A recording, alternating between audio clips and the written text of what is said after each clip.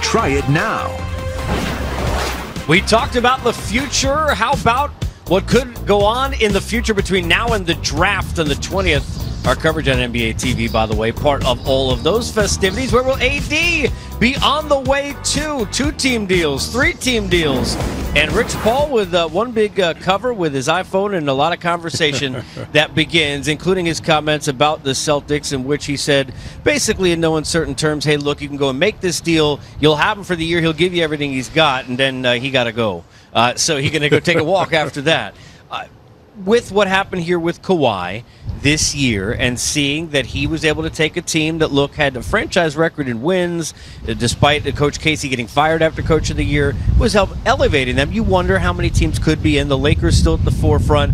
Came out today, rumors and reports that Ball and Ingram and the number 4 pick seem to be the central core of now the workings of a deal, perhaps to try and get AD, which, by the way, is not close to what was offered and then turned down before. Oof. So how do you see this Anthony Davis thing playing out at this point? And do you think he makes it to the draft, or do you think he's on another team for picks before we even get to Brooklyn now a week? Well, what's interesting for me is that you talked about earlier, Isaiah, he's made it very clear he doesn't want to be where he's at now. Do you take a page out of OKC if you're the right franchise, you have the right locker room, and take that chance of saying maybe we can change his mind like OKC did? Where Kawhi was very clear when Masai Ujiri found out, he made the move and took the chance. But obviously David Griffin has had that conversation with Anthony Davis and his group, and it's time to move on. Do you find the right deal now? Or do you say, I can take this chance when I make this move and say, I'm close enough to either making the playoffs or making some noise in the playoffs, then that risk versus reward again on that player? No, I think you have to make the move now. And the longer you wait, I mean, there are 3 opportunities to make good deals in the NBA. One is at the deadline, trade deadline. Right. The other is right before the draft or during the draft. And then the other is some point in time at the start of the season.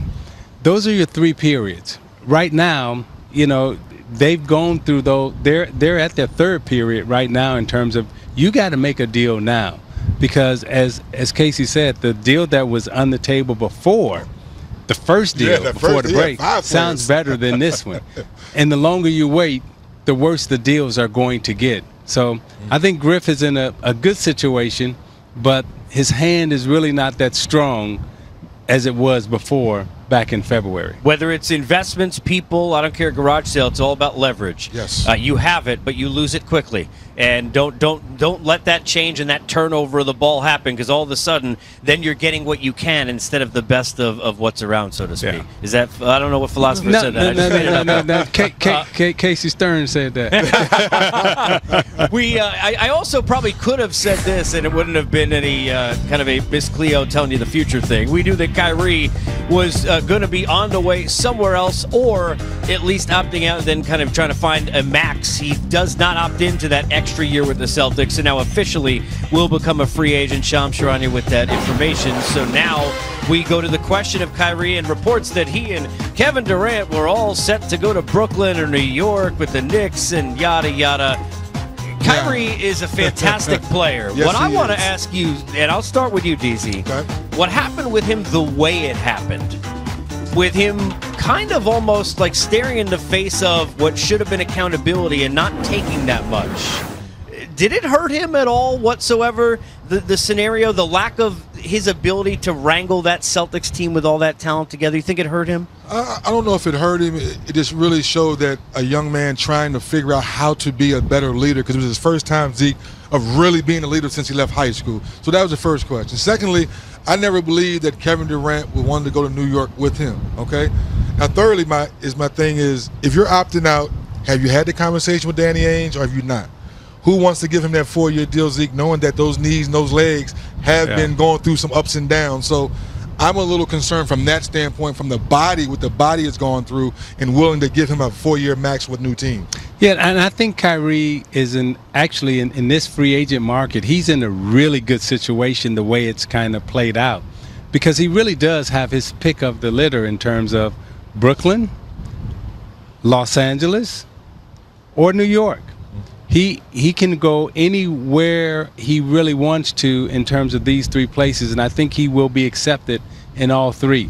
So I think the most important thing he's got to decide is he going to be okay being 1B again? Because if you go to LA with LeBron, he's 1A, and you're going to be 1B again. Right. Okay. In Boston, you were 1A, and if you're thinking about teaming up with Durant, you're going to be 1B because he's 1A. Mm-hmm. So he's got to find a place where he can feel comfortable at and be the person that he is and the player that he is and still win. And does he want even that anymore? Forget about it, because look, grass always greener on the other side. There was a reason he was like, "Oh, LeBron, about all that stuff." I said, "Wait, not as easy over here." By the way, we take a timeout from what we're doing to talk about a timeout that maybe shouldn't have been done in the first place. Momentum can change like it did just here in this segment very quickly. Just ask the people who were complaining about the timeout Nick Nurse took in Game 5 with 3 minutes to go. He was asked about it today. Momentum is definitely real in everything in life, right? From the moment you get up, to a basketball game moment, no doubt about it. Sometimes timeouts stop them, sometimes they don't. Sometimes not taking one stops it, and sometimes it doesn't. And that's kind of the world we live in on the basketball court. We were actually watching this game again during our break between shows today. And I was talking about this, and then I'm going to go to you, Zeke, because we're watching it. And admittedly, and look, you guys were here, your work, and I know how that is. You got a chance to kind of watch it back and feel it as I felt it, because I wasn't here on that crew. I was waiting to see if we came back out west. This was a really ill-timed timeout. Back-to-back threes from Kawhi, a missed three from Steph. Kawhi had just gotten the ball to go at it again. He's on a run, and they take a timeout. Now, having watched it, is it worse than you thought it was a couple of days ago? Yes, but this is what I'm going to say about my man Nick Nurse, right? In this series, he's been betting 9 for 9, okay? So now he's 9 for 10. He understands that, the momentum was real, the building was real, the players were feeling it. Everything was going your way momentum-wise. And there are some times as a coach where you do make a mistake. Just like as a player, you make a mistake, you have a turnover, so forth and so on.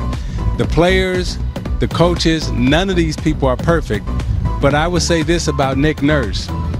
To where the Raptors are today, tomorrow having a chance to close out and be NBA champions, Nick Nurse has did a fantastic job this season.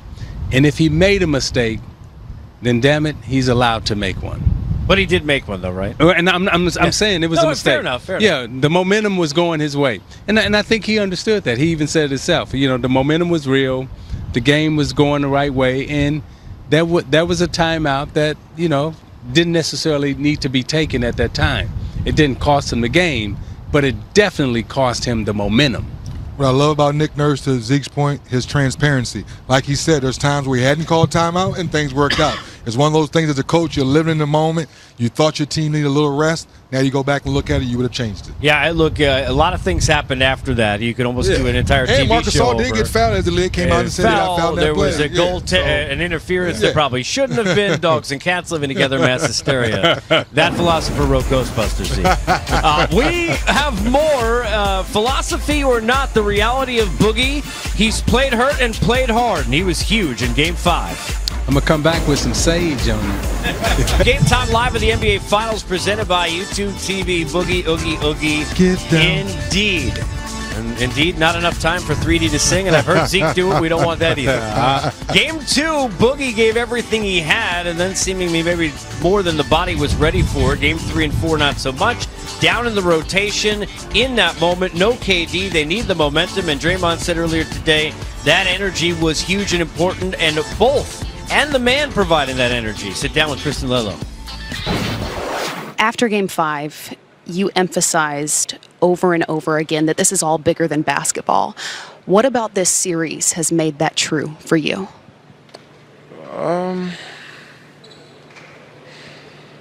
We've seen almost every type of obstacle so far in this playoff run. And we're just still trying to we're still fighting through, like obviously, and it just shows the character of this team. It shows the fight in this team. It shows the drive. So that's all we can do at this point. How then do you shift the focus back to basketball with history on the line in this series? Well, one, that's the main goal, to come out and win a championship. So we've had a lot of distractions. We've had a lot of adversity, a lot of ups and downs. So have to find a way to, kind of zone those things out and remember the task at hand. You've gone through the rehab and recovery process more than once this season. How are you feeling physically at this point? I'm fine. I mean, if I was on one leg right now, I would say that I would give you the same answer. But I mean, I'm fine. I'm good enough to play. I'm gonna leave it out there on the floor. Then what did you see at the start of Game 5 that allowed you to be so effective offensively? Just came out and tried to be aggressive. My teammates have, continued to preach that to me, to stop being so hesitant with, the way I've been playing. So just try to come out, be aggressive. And, my intention every time I step on the floor is to always try to make the right play. So just continue to do that. What will be the key then, as we're sitting in Oracle Arena for the last time you're playing here? Anyone's playing here. What will be the key to forcing a Game 7? Come out, play the right way, play both ends, play off the energy of the crowd. I'm sure it'll be electric. And just leave it on the floor. Leave it all on the floor. Thanks, DeMarcus. Good luck. Thank you. All right, Kristen, Boogie, thank you very much. So in game number 5, offense, even athletically at the basket, seemed to be more aggressive, and the team's been talking to him, DZ, about not being, as timid, and I think some of that has to do with not knowing what his body could give him, right? So there's a little of that. Plus, offensively, we know he's not going to be the dynamic scorer he can be after missing so much time. So what can we really expect in Game 6? Well, first of all, listen to his teammates because they really do want him to be aggressive. It's the first time, we talked about it earlier in the playoffs, this is the first time when Boogie's not 1A, B, or C on the floor. So that's a part of hesitating too because he's so used to the offense being ran through him. So now, tomorrow night, be aggressive, play your ball game. I think Steve Kerr will bring him off the bench again. I think coming off the bench, letting the flow of the game start, Zeke, gives an opportunity to look and see when he checks in, he can be effective right away. This is what I'm expecting from Cousins, 3D. This is his third game now in the series. The first game, he was good. Second game, a little, and now I think he's ready for that explosive game. I mean, this is a guy who's capable of getting you 20 to 30 points on any night when he's ready, when he's right, and he's healthy. And I think he's gotten a feel for this series. Defensively, he still struggled a little bit in the pick and roll. Okay, he struggled a lot. He struggled a lot, yeah. He struggled a lot. I mean, they were going at him. But the thing we know about Cousins, he has major pride. And when he sat there and he watched the film, and every time they switched and he was guarding Lowry, and Lowry would get around him and score, I think he's going to be better defensively. And I think he's going to be significantly better offensively. And we may see the Cousins tomorrow that we are used to seeing, when he was back in New Orleans. I wouldn't be surprised if he has a monster game tomorrow. I'll tell you one thing. I think today and tomorrow and every day moving forward, Warriors fans will want the lasting memory of Oracle to not be Raptors fans singing "Oh Canada" in their building, which is the way it looked like it could have been, except there is one more dance. We look back at the history of this building next. Oh, Canada. That's out when you leave. As a fan, I think for all of us as kids and for everybody watching, and for people who didn't play like myself, it doesn't matter how old the building is or how much you stick to the floor with or the seats were old. There's something about that relationship you'll always remember, but it's even more special from a player standpoint. What does it mean where you play in terms of that when you spend years with a team, and not just the building, but let's be fair, not to speak for the person who spoke for the building, but the people in the building, right? Yeah, I think, Isaiah, you can help me on this. And when you first get drafted by a franchise, that franchise normally has a closer thing to your heart. But then if you get traded a couple times or you sign with a free agent for a new team, like this build behind us, then you understand what that piece is all about. Because when they were terrible, they still came and supported this franchise. When they had Run TMC, that building was rocking. I played against them. So all those ups and downs and ebbs and flows of trying to tweak your franchise to be a champion, and now your last 5 years you go out with a hoorah, that's why tomorrow night that place is going to be rocking.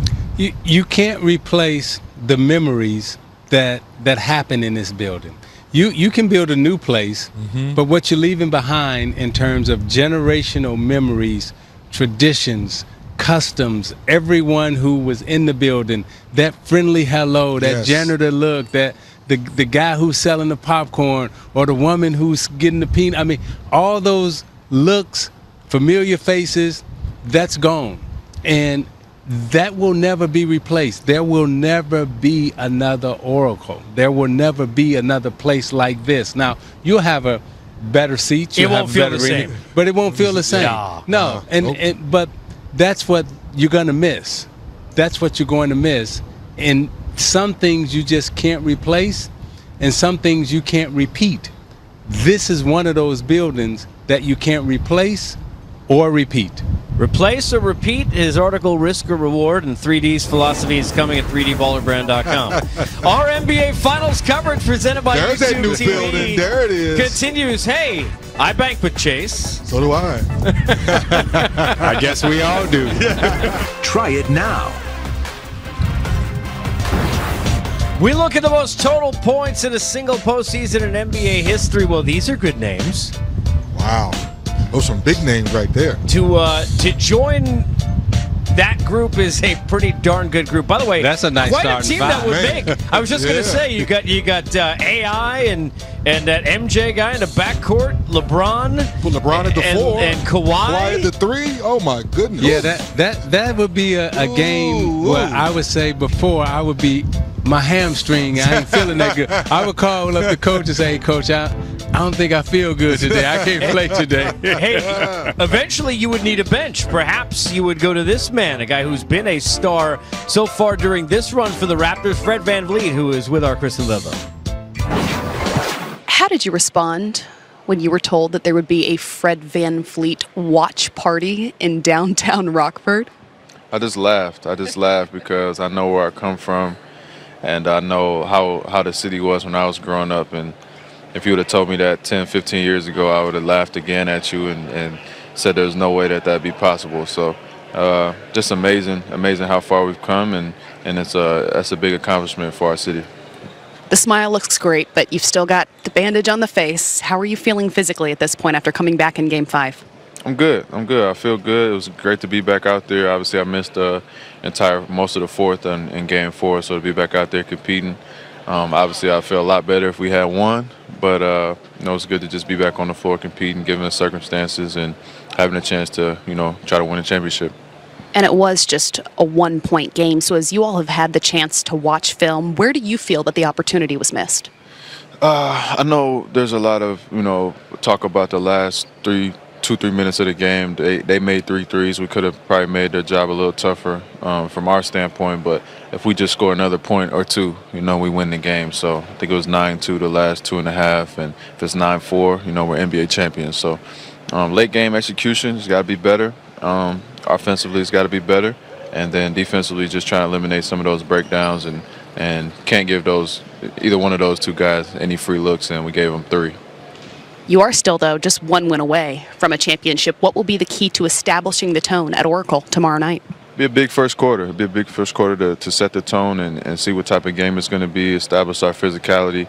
I thought we were trying to adjust to the whistle a lot, last game, instead of just playing through it. And getting out there, getting our pressure into the game, and getting our offensive rhythm and our flow, and just trying to be better. So we didn't play very well. We know that, and we feel that, and we watched the film, and so now it's just going out there and trying to perform at a high level. Thanks, Fred. Good luck. Well, thank you. All right, Kristen and Fred, and look, I think what he talks about, we'll talk about a lot tomorrow, I'm sure, pregame, withstanding that onslaught that's going to come with that energy from this crowd and from that team. But I want to get back to Kawhi for a second here, because you guys have played with greats, against greats, have got a Hall of Fame great here on set. when you sit there and look at Kawhi, how much do you now watching this marvel even more that we've got the draft next week?